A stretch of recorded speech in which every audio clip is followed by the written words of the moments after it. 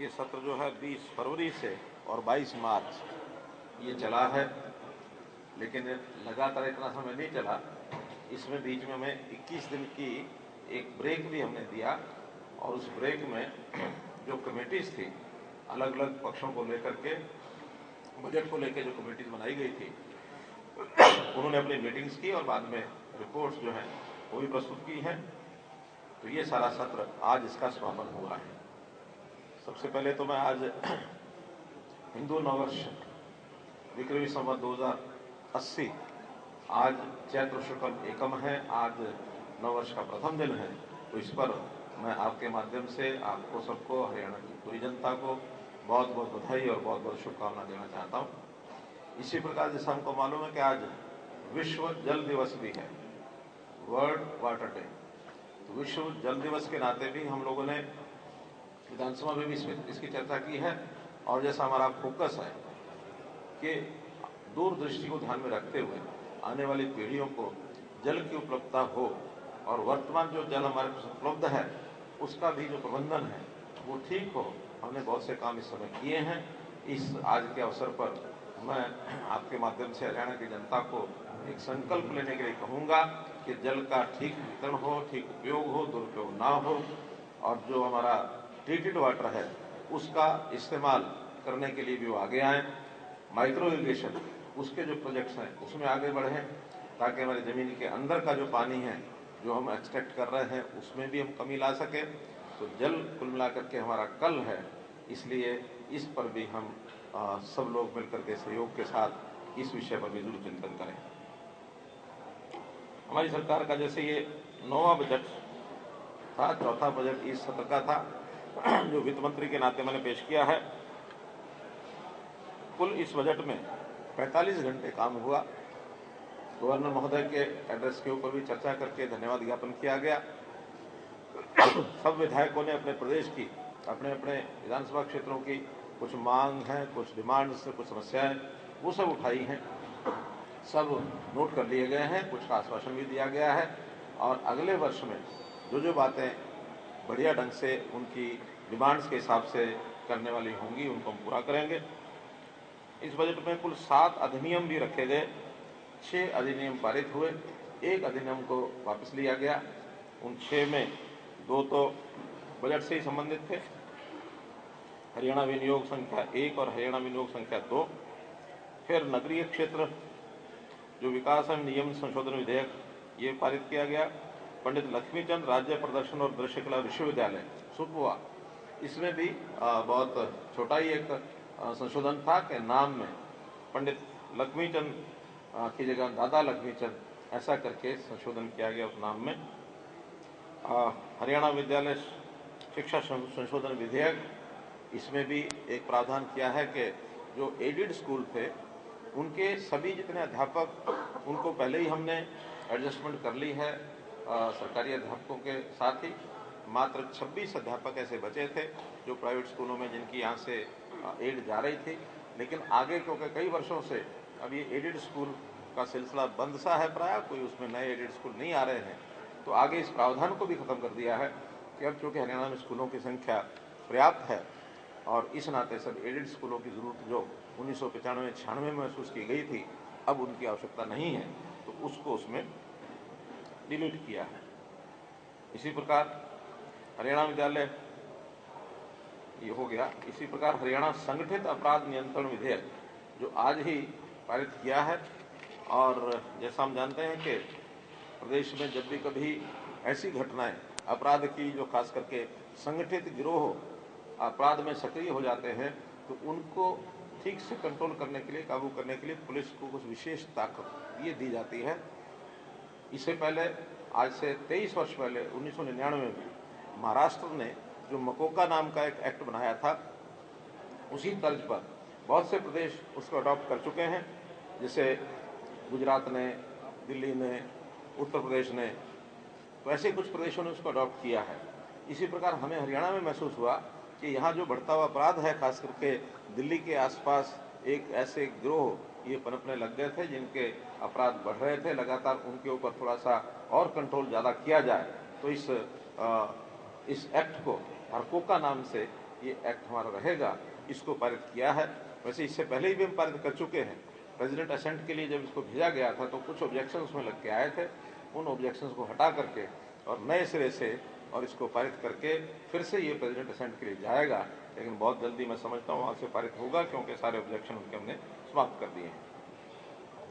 एक एक्ट हरियाणा नगर निगम संशोधन विधेयक 2023, इसमें कुछ शब्दावली में थोड़ा अंतर रह गया था, लेकिन उसको स्पष्ट करने के लिए उसमें समय और चाहिए था, तो उसको भी एक बार विड्रा किया है। अगले सेशन में उसको लेकर के आएंगे। 11 ध्यानाकर्षण प्रस्ताव जिन पर चर्चा हुई, सकारात्मक चर्चा हुई। 3 विषयों पर ये सब थे, जिसमें प्राकृतिक आपदा से फसलें खराब होने पर किसानों को मुआवजा देने की बात थी। खरखोदा मटिंडू रोड सोनीपत पर स्थित अस्थायी गोदाम में बरामद शराब के जो स्टॉक की चोरी का एसिडिटी का मामला है, उसके ऊपर भी एक ध्यानाकर्षण प्रस्ताव था। और ऐसे ही सेक्टरों में 4 मंजिला भवनों का निर्माण, जिसके बारे में पहले भी हम पारित कर चुके हैं, इसको बंद कर चुके हैं, तो इस पर भी एक चर्चा थी। विभिन्न विधायकों ने कुल 240 प्रश्न पूछे, जिसमें 119 स्टार्ड थे और 121 अनस्टार्ड थे। वैसे 240 प्रश्नों का उत्तर ये भी वहां दिया गया सरकार की ओर से। 8 समितियां जो बनाई गई थी, उसमें 74 विधायक शामिल किए गए थे, जो सभी पार्टियों के उसमें विधायक थे वो शामिल थे। उन्होंने भी अपनी रिपोर्ट, इन समितियों की रिपोर्ट जो है वो विचार विमर्श के लिए दी है। उनके जो हर एक सुझाव होंगे उन सबको अगला जो वर्ष है उस बजट के अंतर्गत वो सारे काम विषय उनमें संबंधित विभागों के अंतर्गत जो आएंगे उसका हम एक प्रकार से समाधान करने की कोशिश करेंगे। एक सरकारी संकल्प, उससे पहले मैं विधानसभा के बारे में चर्चा और है वो मैं करता हूं। कुल 700 सुझाव प्राप्त हुए थे जो स्टेक होल्डर्स हैं, विधायक सांसदों समेत। उसमें से 68 सुझाव बजट में शामिल किए गए। कुछ सुझाव डबल थे, इसलिए डबलिंग करके वैसे 700 से कम हो जाते हैं, लेकिन उसमें जो विषयों के अनुसार 68 सुझाव जो है उसमें शामिल किए गए। और जैसा पिछली बार भी हमने सारा विधानसभा का जो कार्रवाई है वो IT ओरिएंटेड नेवा के माध्यम से की थी, इस बार और सरल तरीके से विधायकों ने उसको समझा है और अधिकांश जो कार्रवाई है वो इस बार पेपरलेस हुई है। और इसके लिए हमने एक टेबलेट जो है वो उपलब्ध कराया हुआ है। बजट भी इस बार सारा टेबलेट में था, प्रश्नों के उत्तर, सारी कार्रवाई उस टेबलेट के माध्यम से हुई। बजट का आज समाप्ति का दिन, तो मैं आज सभी उन महानुभावों को धन्यवाद देना चाहता हूं जिन्होंने बजट को सफल संचालन के लिए, चाहे फिर हमारे विधायक हैं, हमारे अध्यक्ष महोदय हैं, हमारे विधानसभा के अधिकारी कर्मचारी, अथवा मीडिया के लोगों का भी मैं धन्यवाद जरूर करना चाहूँगा कि बहुत ही सहयोग किया है। और इस बजट को सफल करने के लिए सबके समर्थन की आवश्यकता होती है, तो इस प्रकार से आप सब लोगों ने इसका सहयोग किया, आपका बहुत बहुत इसके लिए मैं धन्यवाद करता हूँ। और एक विषय जो मैं कह रहा था कि उसकी चर्चा मैं बाद में करूँगा, वो सरकारी संकल्प है। सरकारी संकल्प में हमको ध्यान में होगा कि हिमाचल प्रदेश सरकार ने अभी कुछ दिन पूर्व एक ऑर्डिनेंस जारी किया, और उस ऑर्डिनेंस में उन्होंने जो वहाँ पर पानी, चाहे वो नदियों में बहता है, चाहे वहाँ जहाँ उन्होंने बिजली के संयंत्र लगाए हुए हैं वहाँ से पानी निकलता है, तो पानी सामान्यतः मैदानी इलाकों में ही आता है। पंजाब हो, हरियाणा हो, राजस्थान हो, दिल्ली हो, तो ऐसा पानी के उस एग्जिट पर उन्होंने एक टैक्स लगाया, एक्सेस लगाया है। और वो सेस जो है कुल मिलाकर वो पानी का जो उपयोग करेंगे उनको दे होगा। 1200 करोड़ रुपए का वो सेस उन्होंने लगाया, जिसमें 336 करोड़ ये हरियाणा के हिस्से में आएगा। तो हमने उसके लिए बिल्कुल मना किया है कि ये जो इंटर स्टेट समझौते होते हैं उसमें कोई भी स्टेट वन साइडेड ऐसा कोई फैसला नहीं ले सकते, इसलिए हम उनके ऑर्डिनेंस की भावना को नकारते हैं। और इसके लिए भारत सरकार को भी हमने अपील की है कि अपने प्रभाव का इस्तेमाल करते हुए ये जो ऑर्डिनेंस है इसको वापस कराया जाए, जिसका प्रभाव दूसरे राज्यों पर न पड़े। कोई भी ऐसा ऑर्डिनेंस वो अपने यहाँ अपने संसाधनों को बढ़ाने के लिए जिसका प्रभाव केवल हिमाचल पर पड़ता है तो हमें कोई आपत्ति नहीं है, लेकिन जिसका प्रभाव दूसरे प्रदेशों पर पड़ता है, हरियाणा जैसे 336 करोड़ रुपए का भार हम अतिरिक्त उठाएंगे, इसका कोई कारण नहीं है। तो इसका भी हमने विरोध किया है और इस चार्ज को वापस लेने के लिए हिमाचल सरकार को भी अपील की है और केंद्र सरकार को भी निवेदन किया है कि वो अपने प्रभाव का इस्तेमाल करके और इस ऑर्डिनेंस को वापस कराएं। इतने कुल मिलाकर के इन दिनों में सारे विषय आपके सामने आए हैं। ये हमने सदन के सत्र के नाते रखे हैं और मैं अब कहूँगा कि हमारा 2022-23 का वर्ष समाप्ति पर है। चंद दिनों में ही 2023-24 का अब 1 अप्रैल से जो सत्र शुरू होगा वो वर्ष हमारा हर दृष्टि से अच्छा निकले और आपके लिए भी शुभकामना करता हूं कि आप भी उस अगले वर्ष में सामाजिक जो दायित्व आपका है उसको आप निभाते रहें, हमारा समर्थन करें, विरोध करें, लेकिन समाज का हित जरूर चाहिए, ये हमारी मंशा है। बहुत बहुत धन्यवाद। का जो कानून पेश किया गया था, कांग्रेस ने उसका विरोध किया, जबकि देश के लिए फायदेमंद होगा।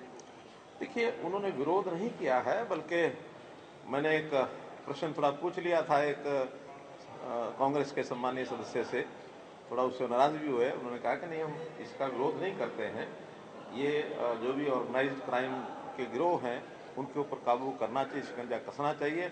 लेकिन कई बार विरोध के लिए विरोध किया जाता है, विपक्ष के उनका एक अपना काम करने का तरीका रहता है। कुछ जिज्ञासाएं होती हैं कि इसका कैसे होगा, इसका कैसे होगा। ये भी हेतु था कि इसके कारण से कोई सामान्य व्यक्ति उसमें न फंस जाए, लेकिन बहुत सेफगार्ड्स इसके अंदर रखे गए हैं। कोई भी व्यक्ति जो इस प्रकार का दोषी नहीं होगा उसके ऊपर इसका कोई प्रभाव नहीं होगा। लेकिन हाँ, कई बार सामान्य एक्ट के कारण से बड़े दोषी भी उसमें से बाहर निकल जाते हैं, बच जाते हैं कोर्ट के प्रिव्यू में से या पुलिस की एक्शन में से। अब इस एक्ट में इस प्रकार का कोई दोषी कम से कम उन जो पुराने जो सामान्य कानून हैं उनमें जो कुछ ऐसी धाराएं उपलब्ध होती हैं जिसका लाभ लेकर के वो छूटते हैं, वो इसमें नहीं छूट पाएंगे। इसमें तो अगर कोई व्यक्ति 2 बार का अपराधी ऐसा पहले अपराध करके और कोर्ट संज्ञान उसका ले चुका है और वो चार्जशीटेड हो चुका है और वो किसी ऐसे सिंडिकेट में आता है और वहाँ उसका जानकारी मिलती है, तो वो जरूर इसके एक्ट के अंदर आएगा। और इस एक्ट की परमिशन डीआईजी से लेनी पड़ेगी। डीआईजी की सहमति से ही उसके ऊपर एफआईआर लिखी जा सकती है। इसमें जो कन्फेशन है, कन्फेशन भी एसपी के सामने वीडियोग्राफी करके जो कन्फेशन होगी वही मानी जाएगी और उसको भी तुरंत जो मजिस्ट्रेट है, कौन सा मजिस्ट्रेट होता है, जुडिशियल मजिस्ट्रेट, उनके सामने तुरंत उसको पेश करना होगा, ताकि जुडिशियल मजिस्ट्रेट भी बाद में अपने आप को यानी उसमें कन्विंस कर सके कि हाँ ये इसने अपनी स्टेटमेंट दी है। इस प्रकार से सेफगार्ड लिए गए हैं। लेकिन इस सेफगार्ड को यानी बनाते समय ध्यान ये रखा गया है कि ऐसा जो बढ़ता हुआ अपराध, क्योंकि हमको मालूम है बहुत अपराधी हम बढ़ रहा है, कई तो हमारे विधायकों को भी रैंसम की कॉल्स ये आई है।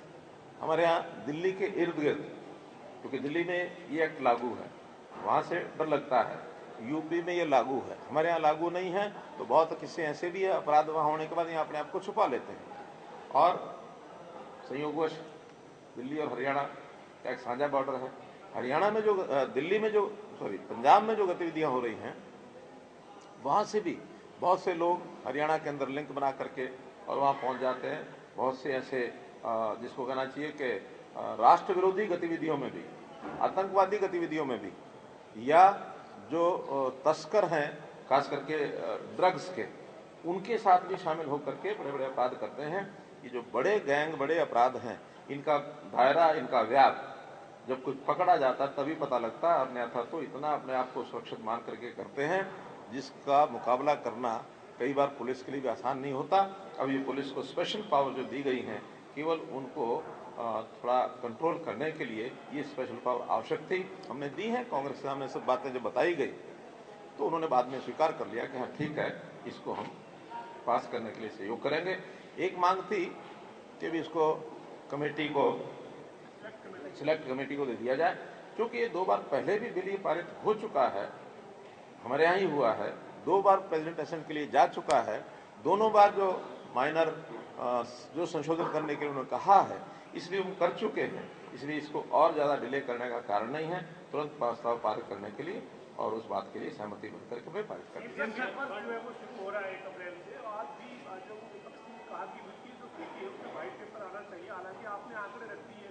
सब कुछ स्पष्ट है, लेकिन आज बार फिर आपको ये आश्वासन देना पड़ा कि हम आपको 15 दिन में पूरी जो स्थिति उसके ऊपर लिखित। जो उनके ऑब्जेक्शंस थे, हमने कहा आप ऑब्जेक्शन बताइए। वो बार बार सीएजी की रिपोर्ट की बात करते हैं।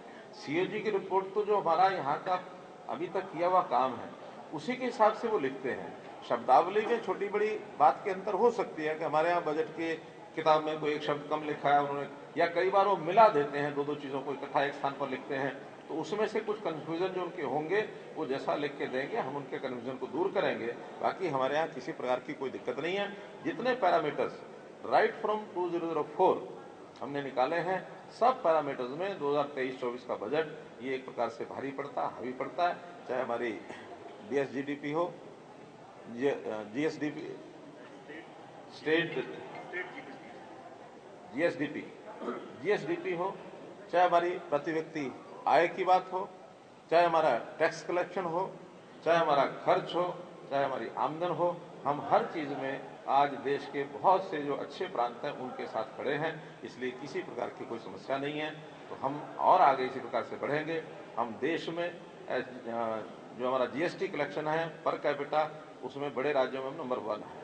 इसी प्रकार जो हमारा GDP है स्टेट का, उसमें हम नंबर 1 है।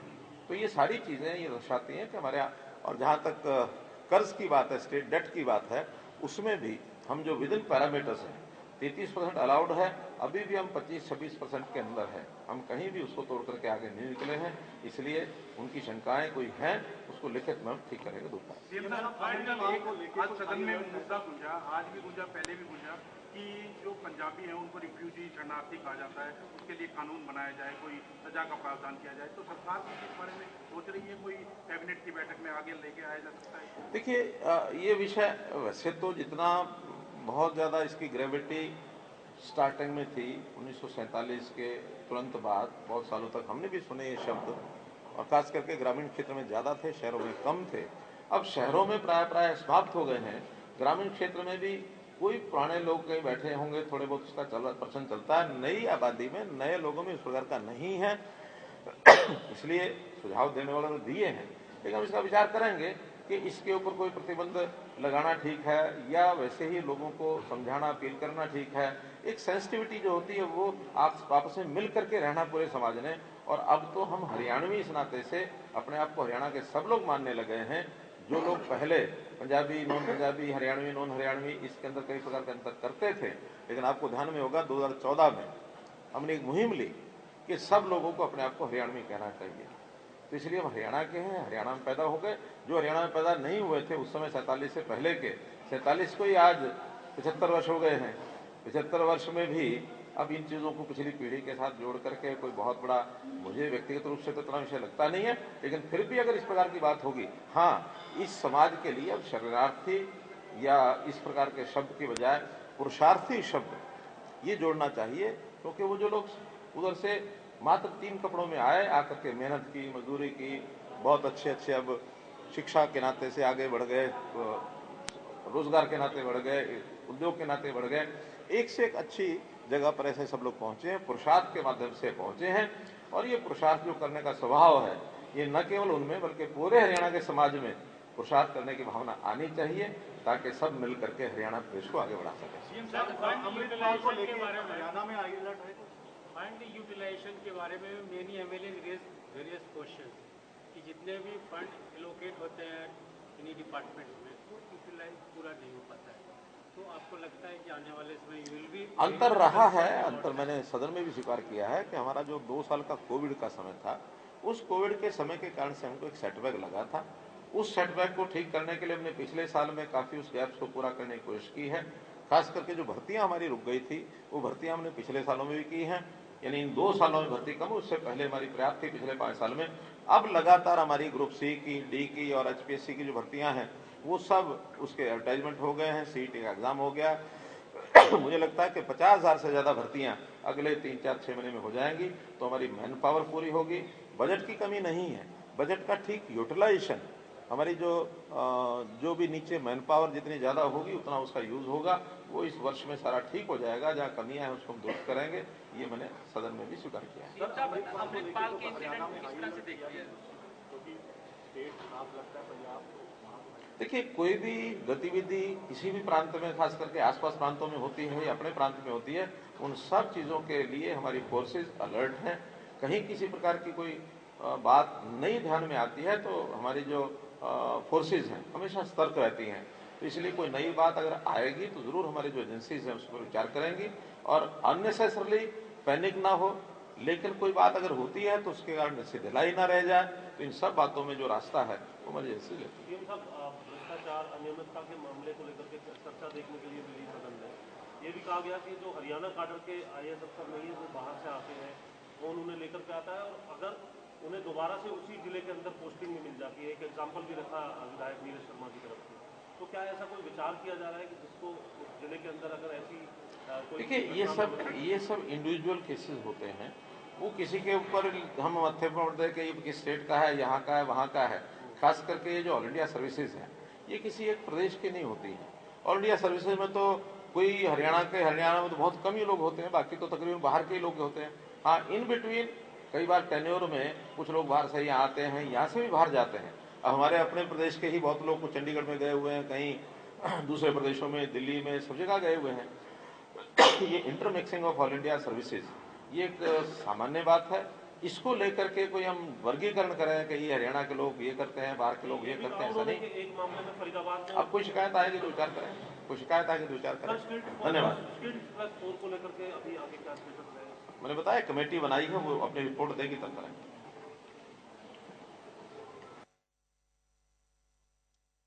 के बाद सीएम की ओर से प्रेस वार्ता की गई। बजट सत्र को लेकर बात की गई है। बजट सत्र में उठे मुद्दों को लेकर बात की गई।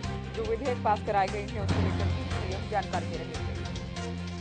तो जल संरक्षण को लेकर आज सदन में भी कहा गया और उसके बाद भी कहा गया कि जल का सही उपयोग हो, इस बात को सुनिश्चित करें। माइक्रो इरिगेशन पर काम को किसानों से अपील की गई है। जल ही कल है, ये नारा एक बार फिर से दोहराया गया। तो पानी को बचाने के लिए सभी आगे आए, सभी सहयोग करें। बजट को लेकर सीएम ने बताया कि 45 घंटे काम हुआ है। नवरात्र की बधाई दी गई, नए साल की बधाई दी गई, नए वित्त वर्ष की बधाई दी गई और ऑर्गेनाइज्ड क्राइम कंट्रोल बिल को लेकर सीएम ने कहा कि संगठित अपराध पर कंट्रोल होगा, क्योंकि दिल्ली के आसपास के जो इलाके हैं वहां क्राइम लगातार बढ़ रहा है। हमारा प्रयास है कि इस बिल के माध्यम से, इस एक्ट के माध्यम से संगठित क्राइम पर रोक लगे। तो सत्र के दौरान 7 विधेयक पास हुए हैं, जानकारी सीएम दे रहे थे। 68 सुझाव को शामिल किया गया। तो बजट को लेकर बताया कि करीब 700 सुझाव आए थे। अच्छे 68 सुझाव को बजट में हमने शामिल भी किया है। हिमाचल के अध्यादेश को लेकर, वाटर सेस को लेकर जो एक तरफा प्रस्ताव लाया गया है, उस अध्यादेश को लेकर दरअसल सर्वसम्मति से विधानसभा में भी विधेयक पास किया गया और उसे लेकर जानकारी भी सीएम दे रहे थे। तो बड़ी खबर आपको बता रहे हैं, सीएम को आपने सीधे सुना चंडीगढ़ से। बड़े गैंगस्टर्स के खिलाफ एक्शन लेने की तैयारी में हरियाणा सरकार।